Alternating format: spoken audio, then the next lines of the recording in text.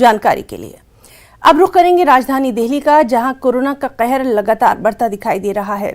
पिछले 24 घंटों में 16,699 नए मामले सामने आए हैं। वहीं इस दौरान 112 अमवात की खबर है। दिल्ली में पॉजिटिविटी रेट 24 घंटों में 20.22% दर्ज किया गया। दिल्ली में एक्टिव मामले 54,309 हैं।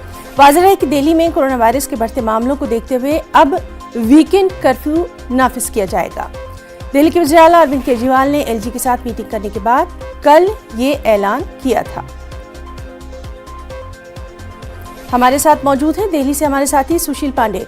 सुशील, लगातार केसेस बढ़ते जा रहे हैं और कल हमने देखा कि किस तरह से सीएम ने वीकेंड कर्फ्यू की बात भी कही है। साथ ही साथ कहीं ना कहीं ये तमाम कवायद जो है सिर्फ और सिर्फ कोरोना पर कंट्रोल करने के लिए, काबू पाने के लिए, क्या कुछ तफसीलात? जी बिल्कुल हिना, आप बिल्कुल सही कह रही हैं कि लगातार जो कोरोना के केसेस लगातार देश भर में बढ़ रहे हैं, उसी प्रक्रिया को देखते हुए राजधानी दिल्ली के मुख्यमंत्री अरविंद केजरीवाल ने कल एक बड़ा फैसला लिया। उनकी तरफ से साफ तौर से एक वीकेंड कर्फ्यू की शुरुआत की गई है, जिसमें कहा गया है कि जो ये चेन है, ये इस चेन को तोड़ा जाए और उसकी शुरुआत फिलहाल वीकेंड कर्फ्यू के रूप में ही लिया गया है। उनकी तरफ से ये कोशिश की गई है कि जो गैदरिंग है उस पर रोक लगाए, जो लोग बाहर निकल रहे हैं वो मास्क का प्रयोग करें। चूंकि सैटरडे और संडे लोग कम निकले, लेकिन जिस तरह पूरे देश में संक्रमण की स्थिति हिना बढ़ रही है, उससे कहीं ना कहीं केंद्रीय जो एजेंसियां हैं उनकी भी कहीं ना कहीं नजर बनी हुई है तमाम राज्य सरकारों पर। यानी कि केंद्र सरकार लगातार नजर बनाए हुए है। तमाम राज्य सरकारें धीरे धीरे वीकेंड कर्फ्यू के आधार पर आगे बढ़ रही हैं। जो गैदरिंग है उस पर रोक लगाने की कोशिश है, क्योंकि लगातार अस्पतालों की भी हालत खराब हो रही है, ऑक्सीजन सिलेंडर्स की भी कमी हो रही है और इसीलिए सभी जो लोग हैं उनसे ये बार बार सरकार दरखास्त कर रही है कि आप सोशल डिस्टेंसिंग का पालन करें।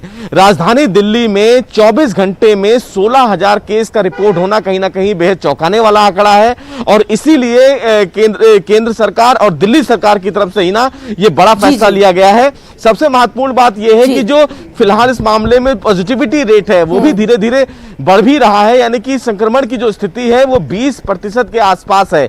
यानी कि हिना, अगर माना जाए कि अगर पूरी दिल्ली में 5 लोगों का अगर टेस्ट करवाया जा रहा है 1 घंटे में, तो एक व्यक्ति उसमें संक्रमित माना जाएगा। यानी कि हर 1 घंटे में दिल्ली में एक व्यक्ति संक्रमित हो रहा है। लेकिन सुशील, एक जानिब बात की जा रही है बेड्स की, वहीं कल खुद सीएम ने प्रेस कॉन्फ्रेंस में ये बात कही है कि दिल्ली में बेड्स की कमी नहीं है।